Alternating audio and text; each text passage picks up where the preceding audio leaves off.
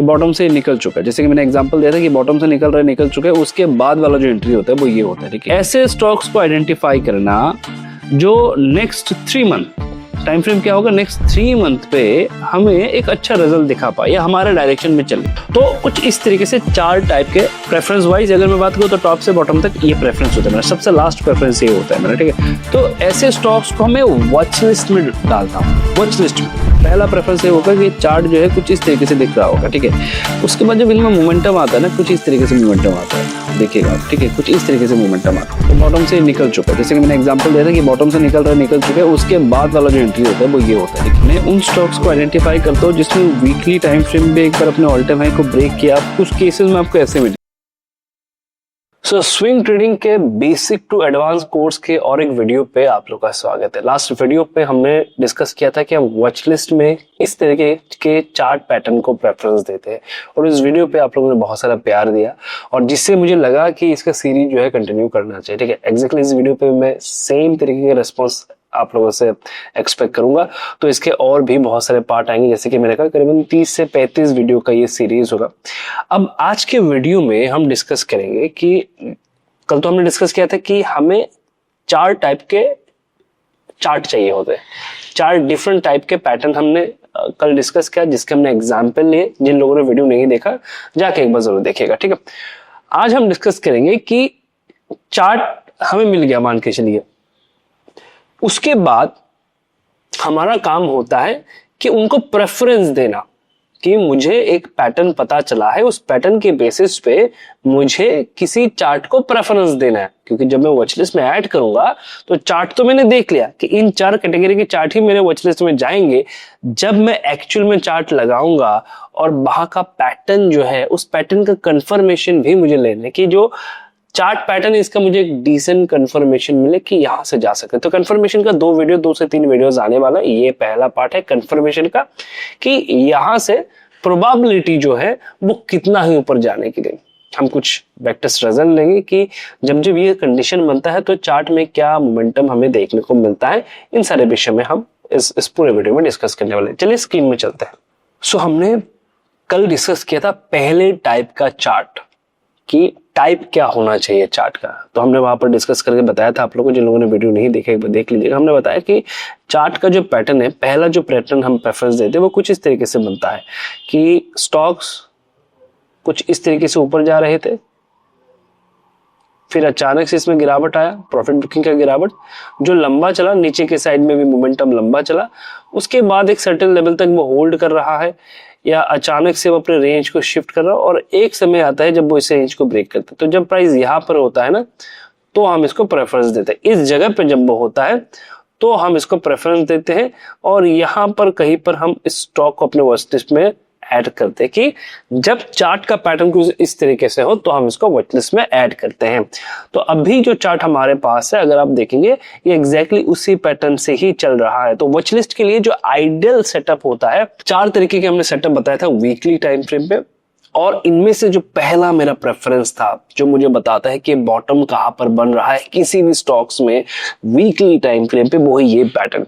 और इस चार्ट को अगर आप ध्यान से देखेंगे, इसमें एग्जैक्टली सेम पैटर्न बना हुआ है। अब यहाँ पर बहुत सारी चीजें इंपॉर्टेंट है। देखिए, ऐसे बहुत सारे स्टॉक्स आपको मिल जाएंगे जो इस कैटेगरी में, एक स्टॉक टॉप से यहाँ तक तभी आता है जब इसके पॉलिसी सही नहीं चल रहे होते, बिजनेस सही नहीं चल रहा होता है, या कुछ भी होता है, प्रॉफिट बुकिंग चल रहा होता है, किसी भी कारण से ऐसा लगता है कि उस सेक्टर में पैसा नहीं बनेगा, तो सालों साल वो टॉप से गिरता हुआ नीचे आता है। राइट, तो इस जगह पे कंफर्मेशन लेना बहुत जरूरी है। आज अगर ये ऑल टाइम हाई पे आ जाए तो हर किसी के लिए ये वाह हो जाएगा, हर कोई टॉप में जाना चाहता है। लेकिन अगर आपको बॉटम में जाना है, अगर आप प्लान करें कि नहीं मुझे तो बॉटम में परचेस करना है, बॉटम में पोजीशंस बनाना है, तो बहुत इंपॉर्टेंट है इन सारी चीजों को देखना जो डिस्कशंस में अभी कर रहा हूं। ठीक है, बहुत सारे एग्जांपल इस सीरीज में आपको मिलने वाले। आपका स्टॉक सिलेक्शन बेस्ट अगर नहीं हुआ तो मुझे जरूर बताइएगा कमेंट पे। ठीक है, तो इस केस में क्या हम किसको प्रेफरेंस देते हैं, हम एक ऐसे चार्ट को ढूंढते हैं जो टॉप से कुछ इस तरीके से चला हो। इसके हिस्ट्री भी एक बार चेक करिए। हिस्ट्री क्या दिख रहा है आपको?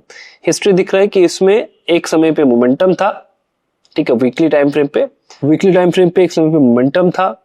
इसने हायर हाई बनाए किसी एक समय पे, फिर लोअर लो बनाया, फिर यहां से हाई बनाया, फिर धीरे धीरे करके इसने अपने डाउन ट्रेंड को इनिशिएट किया। ठीक है। तो यहां तक तो चलो ठीक है, डाउन ट्रेंड इनिशिएट हुआ, तो हमारे लिए इंपॉर्टेंट क्या, हमारे लिए इंपॉर्टेंट ये समझना कि नेक्स्ट क्या हो सकता है। किसी भी कारण से ये नीचे गिरा और लेकिन नेक्स्ट क्या हो सकता है वो हमारे लिए इंपॉर्टेंट है। तो हम देखते हैं कि जब भी ये यहां पर आता है, हमारा पहला काम क्या है, ध्यान से देखिए। हमने इस चार्ट को क्या कहा था कि इसको रेंज को ब्रेक करेगा तो ये हमारा रेडार पे आ जाएगा। यहां पर हमारा पहला काम है ये देखना कि देखो, अगर तुम्हें ऊपर जाना है, अगर वो पोटेंशियल है उस स्टॉक्स में, तो वो सबसे पहला जो क्राइटेरिया वो फुलफिल करेगा, वो पहला शर्त जिसको फुलफिल करना है वो है कि जब मैं वहां पर बुलिंगर बैंड लगाऊंगा, ध्यान से सुनिएगा, ऐसे तो बहुत सारे स्टॉक्स आपको मिल जाएंगे जो एग्जैक्टली सेम पैटर्न के हो। क्यों ऐसे बहुत सारे स्टॉक क्यों मिलेंगे? क्योंकि पॉलिसी चेंज होता है, कंपनी का सेक्टर अच्छा परफॉर्म नहीं कर पाता किसी भी कारण से, जब उस स्पेसिफिक सेक्टर में कुछ खास मोमेंटम नहीं होता, जैसे कि आज के दिन पेपर सेक्टर में, तो पूरा सेक्टर ऐसे गिरता है, टॉप से धीरे धीरे करके बॉटम की ओर आ जाता है।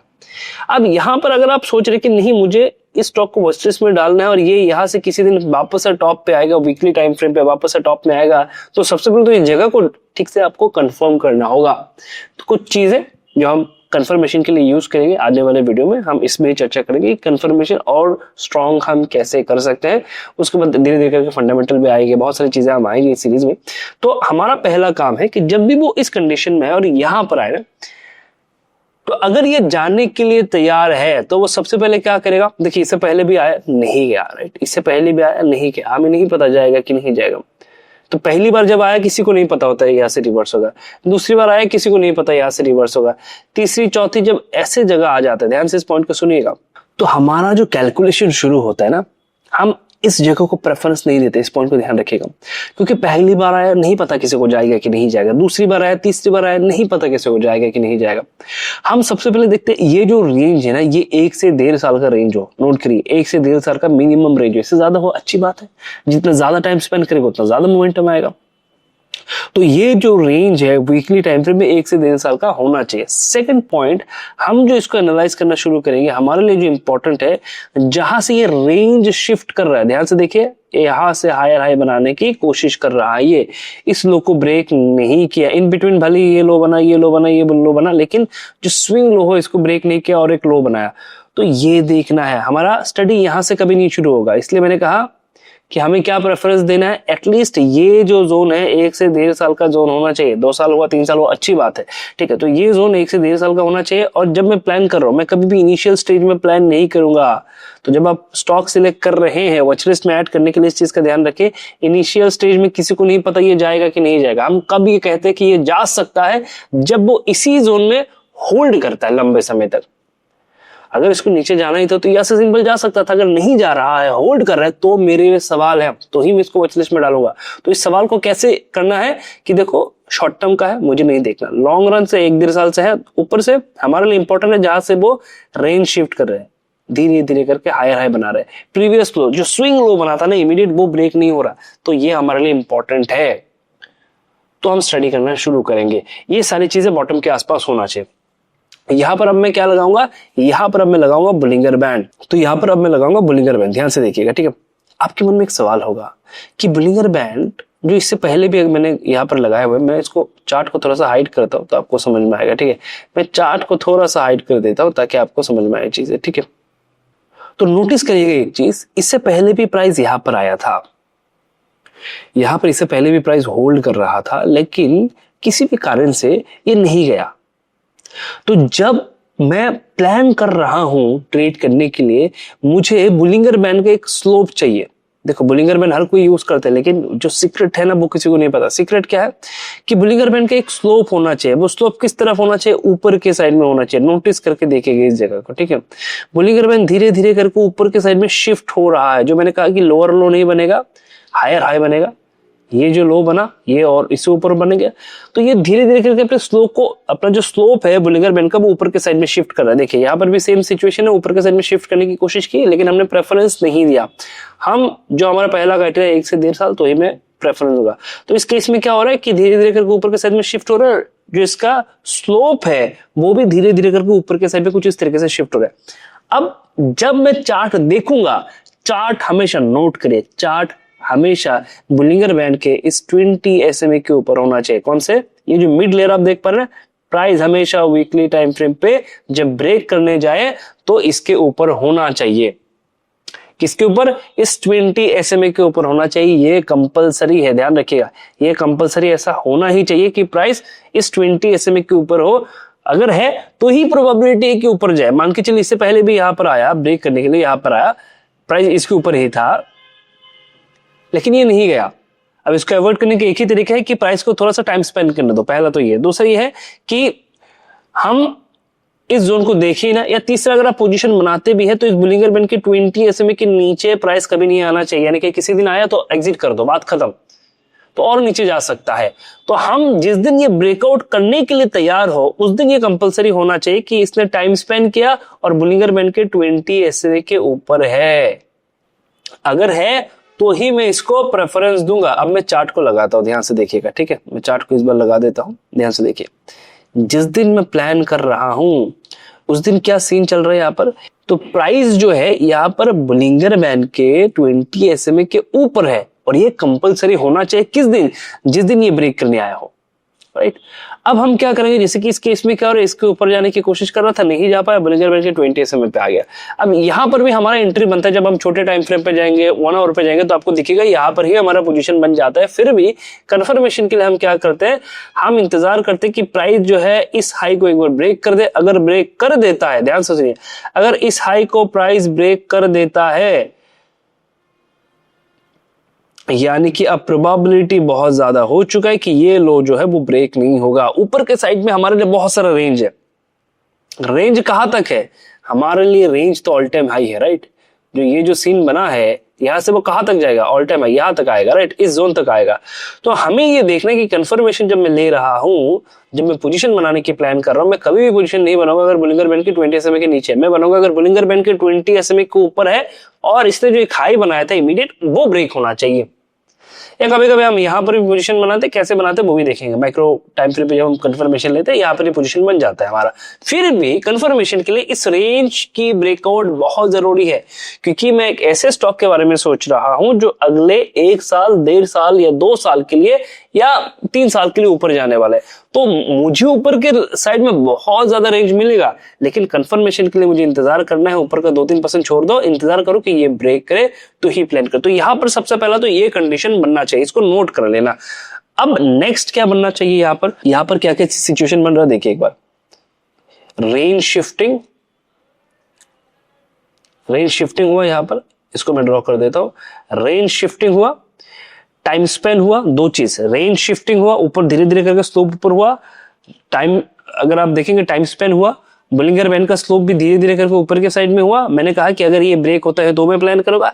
यहां पर और एक चीज मैं ऐड करूंगा, वो है 9 moving average, exponential moving average. किस टाइम फ्रेम पे? नोट करिए, मंथली टाइम फ्रेम पे, कि जिस जगह पे मैं पोजीशंस बना रहा हूं, ये जगह है ना, जिस जगह पे मैं पोजीशन बना रहा हूं उस जगह पे पोजीशन कैसे बनाया जाता है वो तो बाद में देखेंगे।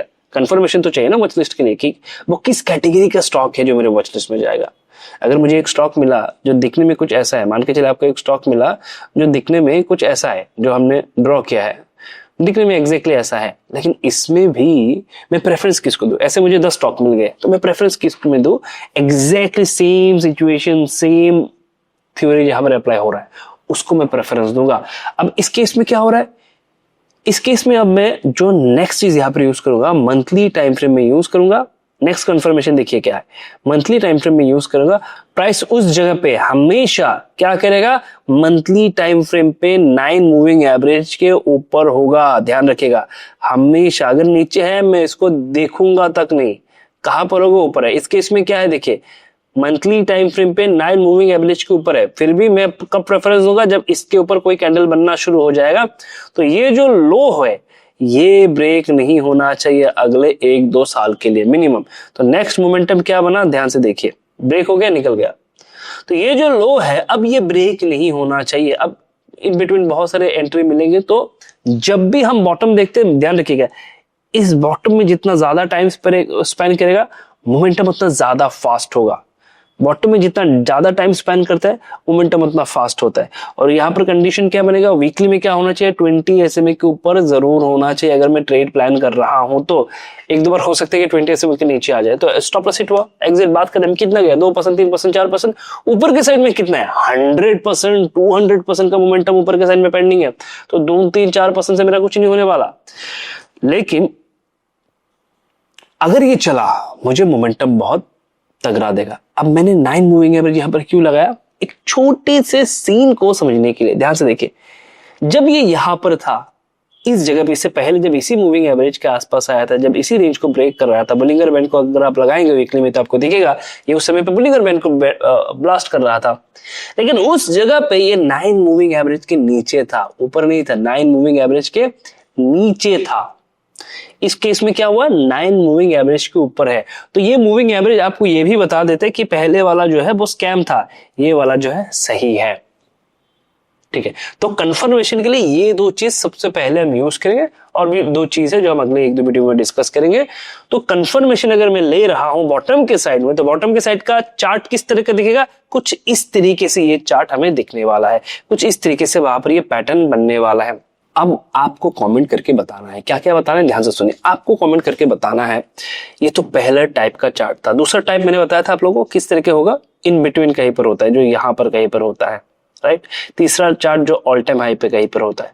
तो अगर आपको ये पैटर्न और ये पैटर्न में चार्ट किस तरीके से दिखते हैं, वहां पर कैसे हम कंफर्मेशन लेते हैं, ये जो आज का कॉन्सेप्ट है वहां पर इन दोनों का क्या यूज है, अगर आपको ये जानना है तो जल्दी से वीडियो के डिस्क्रिप्शन में जाओ, कमेंट करो कि मुझे ये सेकंड और थर्ड मोमेंटम जो है उसके बारे में जानना है, कि वहां से हम कंफर्मेशन कैसे लेते हैं, ताकि हम फेक ब्रेकआउट में अटक ना जाए, ताकि हमारा जो वॉच लिस्ट बने वो सही स्टॉक का बने, सही डायरेक्शन वाले स्टॉक का बने। क्योंकि इस पूरे कॉन्सेप्ट का मतलब क्या है, ऐसे स्टॉक का एक वॉच लिस्ट बनाना जिनका डायरेक्शन या तो अपवर्ड है या तो डाउनवर्ड है। हम डिस्कस करें अपवर्ड डायरेक्शन में जाने के लिए क्या क्या कंपलसरी चीजें चाहिए होता है, मैं किस तरीके के चार्ट को अपने वॉच लिस्ट में रखता हूं। तो अगर आपको जानना है कि सेकेंड एंड थर्ड में चार्ट का पैटर्न क्या होता है तो एक बार कमेंट पे जरूर बता दीजिएगा। अगर आपको चाहिए तो मैं इन दोनों में डेडिकेटेड वीडियो बनाऊंगा, क्योंकि इट टेक्स टाइम।